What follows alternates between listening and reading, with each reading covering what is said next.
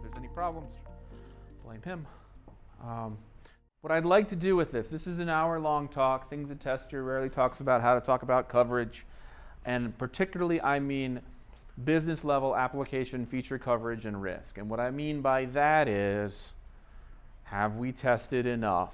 What does enough mean? Have we tested all the things? What are all the things? Have we covered for risk? So, not unit-level statement and branch coverage. It's not what I'm talking about. Let me ask, though, what I'd like to do is do a half hour of consulting with the people in the room, because there's not 100 of you. So we're probably going to have a more normative experience. Instead of giving you a talk, which is easier to do and might or might not be relevant, I'd rather try to do a half hour of consulting, which is going to be harder to do, and I might screw it up, but might be more relevant. And you'll see what that means. It's a little more interactive with your permission. So let's start it off. Let's say you bring me in as a consultant, or maybe I'm your new vice president of engineering. We lay out all the projects we're working on, all the product plans, all the portfolio of work. It's time to sit down with the testing people to talk about risk, right? So, first half of this talk that I don't think we have time for is a series of logical transformations that demonstrate we're never going to be able to do all the testing. There's always going to be test ideas we have that we don't have time to get to. I will say, I do find people disagree with that, and they say, what? Yeah, I test all the things. And those are usually very, very junior people. That they just don't have the experience, they don't know the failure modes, they don't know the platform, how it fails, they don't know, they don't see the combinations that are there, they don't see the long-running scenarios, they just see the feature in isolation. They never make the projects late, but there's always problems in production. Like the bugs slip through. So junior tester simply doesn't see all the combinations. Mid-level tester, I can find bugs all day long. Let me show you all the bugs. Let me show you my expertise. Senior tester, now we start to talk about, yeah, we could test that, but even if it fails, it's not going to provide a ton of value. And we've got all these other things which we should be testing, so we're going to deprioritize these to do those. We see the infinite possibility, but at some point you have to ship some software. That's more of a mature position to take. So if I come in and say, all right, for the software that we're testing today, you've done some kind of analysis to figure out what to test and what to skip, to come up with the idea of the risks and the risks that we are going to mitigate, the risks we're going to address, and the risks we're going to just let go, because we can't test everything. We all agree on that. And hopefully we have that written down somewhere. And I'm a big, busy executive, so it should probably be a high-level visualization I can drill into. And I'd like to see that for the software you're testing today and for the portfolio of software products that you work on as a team. What I'm going to do with the time we have left is gives you a dozen ideas for you to create these visualizations. They should be simple enough that you could make one, preferably for free, maybe getting your credit card for $10 one time, that you can share, and they could demonstrate insight, and you might be able to do it, over a lunch hour. And your organization will say, hey, this is a cool new thing. Let me show you the thing. And your boss is going to take a picture of it and make it small and put it in a PowerPoint deck to show his boss's boss at the next quarterly review. And you're going to learn it right here at this conference. And it's going to cost you nothing. If you have a really particularly complex organization that has a lot of moving parts, you might take a day to do something like this. When you do it, it's going to feel like you wrote it on the back of a napkin. You're going to be really embarrassed. It's going to be like, this is so, but it's going to create conversations. So what I do is I create some visualization like this, and it should be on a web page. If it's on a web page, I can put it on a wall. If it's on a wall, people will walk by and start talking about it. And they'll find me and they'll say, this is higher priority than that, and that, right? Then We can visualize this is the known state of the software before release or whatever of our testing. If you're more of a continuous delivery shop, this is the known state of things. And we could emphasize this. We've only got so many hours in a day, so to do more of this is to do less of that. What do we move around? Which is very different than the state of testing today that I've seen with most of my customers, which is nobody knows what the testers do until something breaks, then they ask why you didn't test it. What's your problem? Why'd you screw it up? Which presupposes that you're not making some very well-informed risk analysis. So if we have these visualizations, we should be able to say, well, that was on the list, and look, it was at the bottom. And we made a decision, which we all agreed on, that it would be at the bottom. And look at the 17 bugs we found that were at the top. Which of those 17 should I have not found so I had time to do this thing at the bottom? Right? So, and I'll get into that when I get into some of the examples. Let's go into some pictures, I think. So when we talk about coverage, that is how well have we tested the things? What is your definition of things? Are they features, requirements, test ideas, risks, lines of code, branches, functions, APIs? A whole bunch of different ways to measure coverage. If we measure them at all and visualize it, we're better than most, and we can continuously refine those ideas. So, not to mention, if you were in my session this morning, platform, resizing the browser, memory leaks, mobile devices.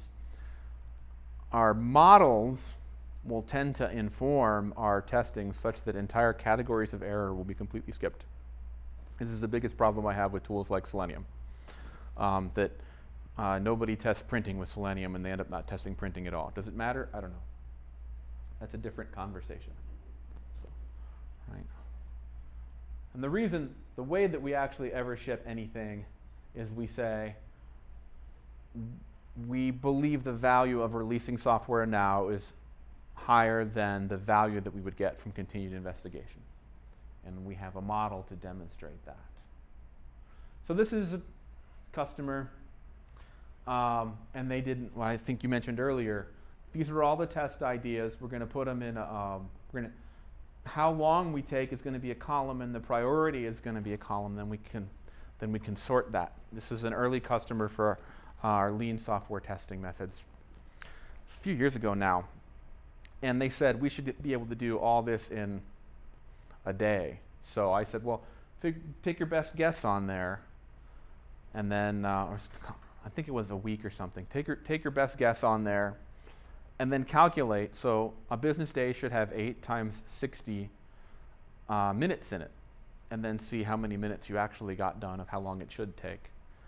And then project to see either how much you can get done in the time you're given or how much time it should really take you. And it was a striking difference when they actually used data to predict how long the work would take. Now that was a waterfall shop. It was a few years ago.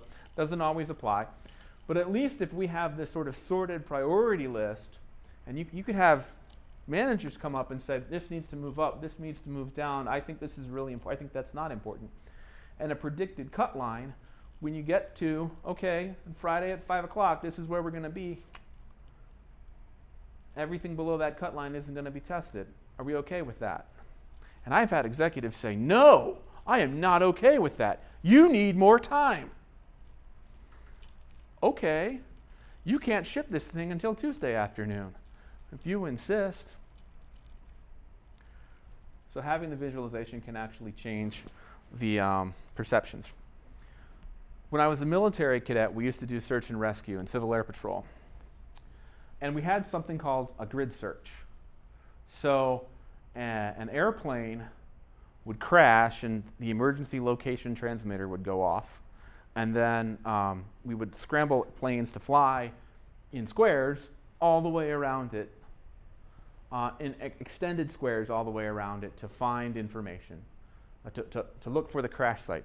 And you could predict based on where, so there's a radar system. So if a plane is crashing, you'll actually get various hits from the radar system as it starts to go down, and whether it goes down like this or whether it goes down like that, you can project where it's going to be, and you can get your probability of discovery that it is further out, and you can conduct a grid search. So this is an iterative approach to search and rescue.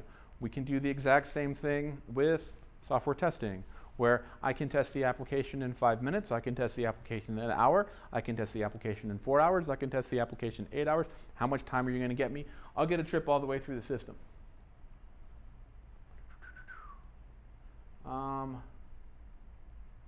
And those represent bugs, right? But we can also go through a feature where we go deep into a feature but don't test all the way around the system. You can create this sort of a visualization, and if you actually have 4 major features, you could actually show how the bugs are and how far out and how high their priority is. A little simpler model is the low-tech testing dashboard. It's about 20 years old. It was created by a guy named James Bach. This is from an actual client. It's a little bit older. We listed the features on the left-hand side. This is an e-commerce app. And then the browsers are the columns. Quality is a number. Coverage is a number. They're drop-downs.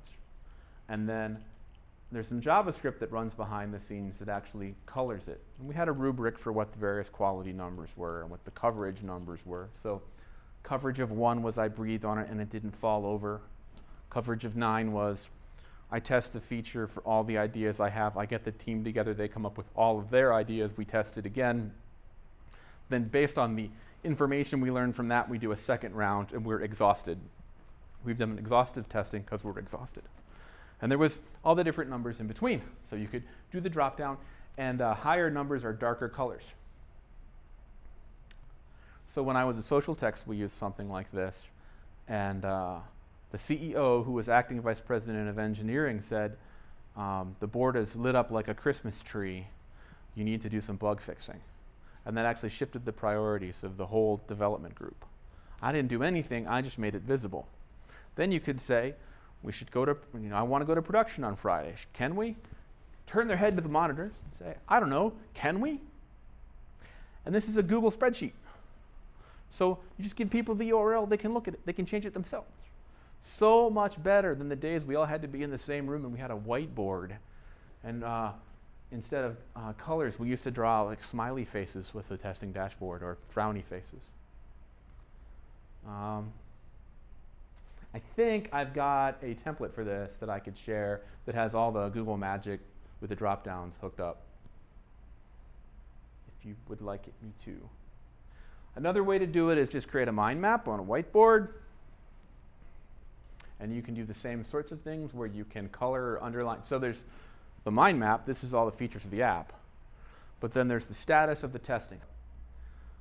If you can actually, there's a tool called MindMeister, and I think it's $5 a year, something like that. And you can create mind maps. You can color them. You can you can color them red, yellow, green. You can say percentages of coverage, how well I've tested this feature. And then you can link it back to a wiki or SharePoint or something that describes the feature and how to test it. So it's kind of like, at that point, you're actually creating, I'll try to bring it up if we have time. I've got a couple from real customers. You're actually creating living documentation.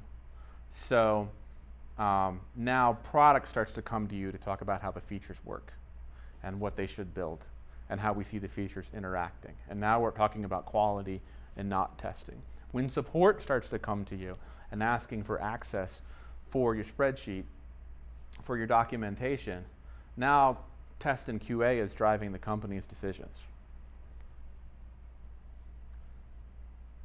This is a decision tree from, I think Pete Whalen actually did this. This is actually for a gas pump. When we started to do put your credit card in and what's your zip code, the actual number, the actual amount of programmability of those is incredibly high. So we can visualize this and then we can say these are the things that we test, these are the things we don't test, or we can rotate our testing between builds based on what changed.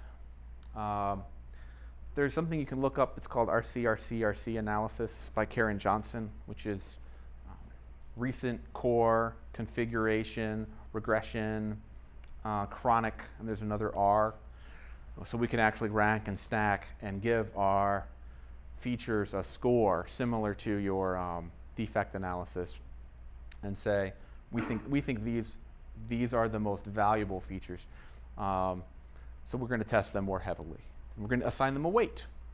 And then we say, why did we find this defect in this feature that was assigned a low weight and we decided not to test it through a sort of objective system?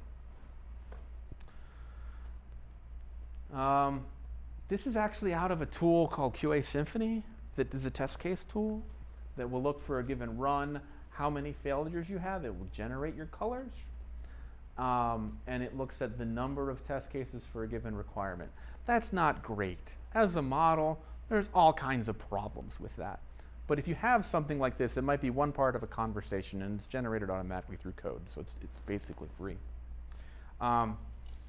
Those are starting to come out in several of the tools that are coming out in various different ways. This is from Hexawise. So Hexawise is an all-pairs tool. This will actually tell you, so it'll generate test ideas for you. We have this many across and this many wide, which gives us this many possibilities.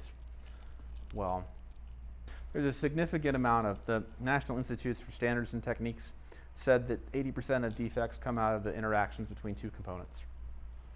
So again, we can start to drive our decisions with data to say, I think we've done enough testing based on this model.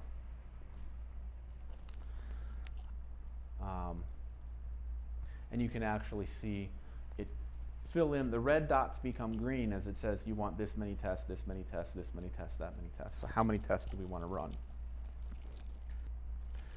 This is just an architecture diagram, but several of my customers, mostly on the e-commerce side, have had significant success with separating the front end of the website, the pretty pictures, from the back end using APIs.